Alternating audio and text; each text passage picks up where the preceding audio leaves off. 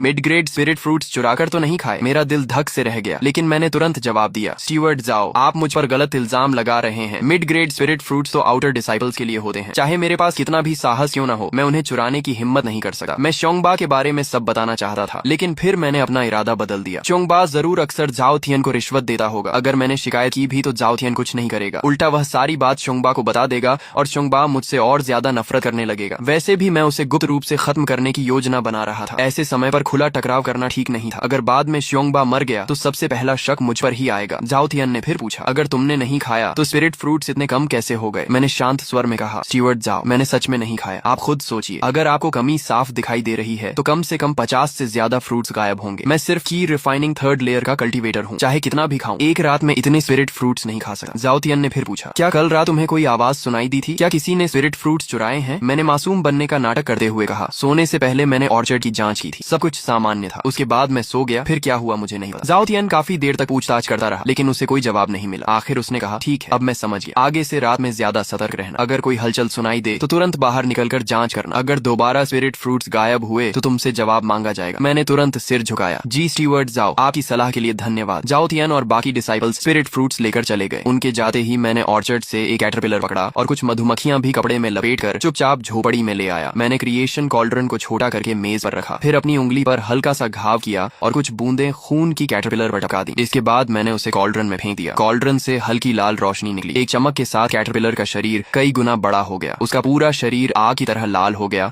और उसके शरीर पर हल्की लपटें भी जलने लगी। कॉल्ड्रन की दीवार पर जानकारी उभरी, crimson fire spirit insect, first rank spirit insect, कमजोर अग्नि को नियंत्रित कर सकता है। फायर स्पिरिचुअल इंटेलिजेंस प्रारंभिक स्तर पर जागृत, मास्टर को पहचान चुका है। मैंने देखा कि क्रिम्सन फायर स्पिरिट इंसेक्ट अपनी दोनों एंटेना हिलाते हुए धीरे धीरे कॉल्ड्रन के किनारे तक आया, मानो मुझसे मित्रता दिखा रहा हो। मेरा दिल तेजी से धड़कने लगा। मैंने सावधानी से आदेश दिया, मेज पर चढ़कर आओ। जैसे ही मेरे शब्द खत्म हुए, क्रिम्सन फायर स्पिरिट इंसेक्ट धीरे धीरे क्रिएशन कॉल्ड्रन से बाहर निकला और रेंगते हुए ठीक उसी जगह पहुंच गया जहां मैंने उसे जाने का आदेश दिया था। सफल हो गया। ब्लड रिकॉग्निशन और क्रिएशन कॉल्ड्रन की रिफाइनिंग को मिलाकर सच में ऐसे स्पिरिट बीस्ट्स बनाए जा सकते हैं जो अपने मास्टर के पूरी तरह वफादार हों। मैं खुशी से मुस्कुराया और कहा, ठीक है, अब तुम जाकर एक तरफ आराम से घूमो। क्रिम्सन फायर स्पिरिट इंसेक्ट मानो मेरी बात समझ गया। वह धीरे धीरे रेंग कर कमरे के कोने में चला गया। इसके बाद मैंने कुछ बूंदें अपना खून मधुमक्खियों पर टपकाई और उन मधुमक्खियों के साथ उन्हें ढकने वाला कपड़ा भी क्रिएशन कॉल्ड्रन में डाल दिया। कॉल्ड्रन से हल्की सफेद रोशनी निकली। कपड़ा और मधुमक्खियां दोनों एक साथ इवॉल्व होने लगे। कॉल्ड्रन की दीवार पर दो नई जानकारियां उभरी, black iron protective robe, yellow rank mid grade magical artifact, chi refining realm cultivators और ब्लड बाउंड स्पिरिट बीस्ट के हमलों का सामना कर सकता है। प्राप्त नुकसान को 30% कम करता है, अत्यंत मजबूत और आसानी से नष्ट नहीं होता। दूसरी जानकारी थी crimson shadow poison bee, first rank spirit beast. इसकी पूंछ के डंक में बोन पियर्सिंग पॉइजन भरा हुआ है। इसका पॉइजन अत्यंत घातक है। की रिफाइनिंग रेल्म कल्टीवेटर को डंक लगते ही तुरंत मौत हो सकती है। पॉइजन इस्तेमाल होने के बाद दोबारा भरने में 1 महीना लगा है। मैं बेहद खुश हो गया। मुझे उम्मीद नहीं थी कि साधारण कपड़ा भी क्रिएशन कॉल्ड्रन में रिफाइन होकर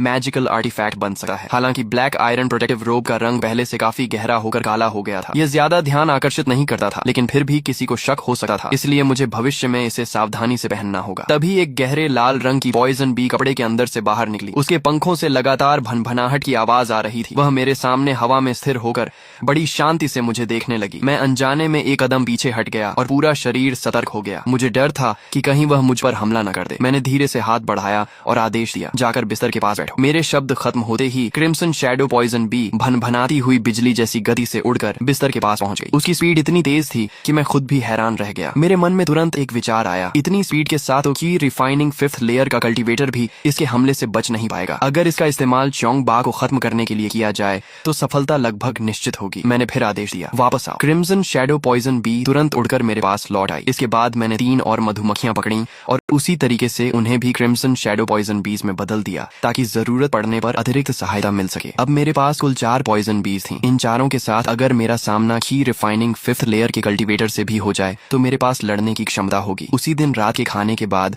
मैं हमेशा की तरह ऑर्चर्ड में स्पिरिट फ्रूट्स लेने जाने वाला था कि तभी मैंने देखा श्योंगबा अपने कुछ साथियों के साथ फिर ऑर्चर्ड के दरवाजे पर आ पहुंचा। ये आदमी सच में दोबारा आ गया। मेरे दिल में ठंडी हंसी गूंज उठी, लेकिन चेहरे पर मैंने सम्मान का भाव बनाए रखा। बेयर ब्रदर, आप आ गए। मैं अभी आपके लिए स्पिरिट फ्रूट तोड़ कर लाता हूँ। श्योंगबा घमंड से मुस्कुराया, अच्छा है, अब तुम समझदार हो गए हो। उसके आसपास खड़े साथी भी हंसने लगे। बेयर ब्रदर, इस लड़के को पिछली बार आपने जो पीटा था उसके बाद ये काफी सीधा हो गया है। ये ऐसा ही है, जब तक मारना पड़े तब तक बात नहीं मानता। दूसरा आदमी बोला, बेयर ब्रदर, क्यों ना जाओ स्टीवर्ड से कहकर इसे स्पिरिट फील्ड एरिया में हमें काम पर भेज दें और ऑर्चर्ड की रखवाली के लिए हमारे किसी आदमी को लगा दें, फिर हमें स्पिरिट फ्रूट्स खाने में और भी आसानी होगी। चोंगबा ने हंसते हुए कहा, तुम्हें कुछ समझ नहीं है। जाओ, स्टीवर्ड को आदमी बदलने के लिए कम से कम 5 लो ग्रेड स्पिरिट स्टोन्स रिश्वत में देनी पड़ेंगी। उसके बाद हर महीने 2 और स्पिरिट स्टोन्स देने होंगे। अभी तो बिना एक भी स्पिरिट स्टोन खर्च किए हम मिड ग्रेड स्पिरिट फ्रूट्स खा रहे हैं। इससे अच्छा सौदा और क्या होगा। उसके साथ ही तुरंत चापलूसी करने लगे। बेयर ब्रदर्स सच में बहुत बुद्धिमान है। सबके चेहरों पर खुशामद भरी मुस्कान थी। मैंने कुछ नहीं कहा, चुपचाप ऑर्चर्ड में गया, कई दर्जन मिड ग्रेड स्पिरिट फ्रूट्स तोड़े और उन्हें एक थैले में भरकर शोंगबा को दे दिया। बेयर ब्रदर, ये लीजिए। शोंगबा ने थैला लिया, संतुष्ट होकर सिर हिलाया और बोला, बहुत बढ़िया, चलो भाइयों, रास्ते में खाते हुए चलते हैं। इतना कहकर वह और उसके साथी हंसते बोलते ऑर्चर्ड से निकल गए। जैसे ही वे कुछ दूर पहुंचे, मैंने तुरंत मन ही मन आदेश दिया कि चारों क्रिम्सन शैडो पॉइजन बीज चुपचाप उनका पीछा करें और बिना किसी को पता चले शोंगबा और उसके साथियों का अंत कर दें। चारों क्रिम्सन शैडो पॉइजन बीज अपने अपने लक्ष्य की ओर बढ़ीं और बिना कोई आवाज किए शोंगबा और उसके साथियों तक पहुंच गईं। उनमें से एक पॉइजन बी सीधे शोंगबा के कान के पीछे जा पहुंची और उसी क्षण उसने अपना डंक घोंप दिया। बोन पियर्सिंग पॉइजन पल भर में शोंगबा के शरीर में फैल गया। शोंगबा दर्द से चीख उठा और तुरंत कान के पीछे हाथ मारने लगा, लेकिन तब तक पॉइजन बी गायब हो चुकी थी। ऐसा लग रहा है जैसे किसी चीज ने मुझे डंक मारा है। शोंगबा की चेतना तेजी से धुंधली होने लगी, उसकी जुबान लड़खड़ाने लगी और शब्द साफ निकलना बंद हो गए। बात पूरी भी नहीं हुई थी कि वह धड़ाम से जमीन पर गिर पड़ा और उसकी सांसें हमेशा के लिए रुक गईं। उसके तीनों साथी अभी समझ भी नहीं पाए थे कि क्या हुआ है कि बाकी 3 क्रिम्सन शैडो पॉइजन बीज ने भी उन्हें डंक मार दिया। कुछ ही पलों में वे भी एक एक करके जमीन पर गिर पड़े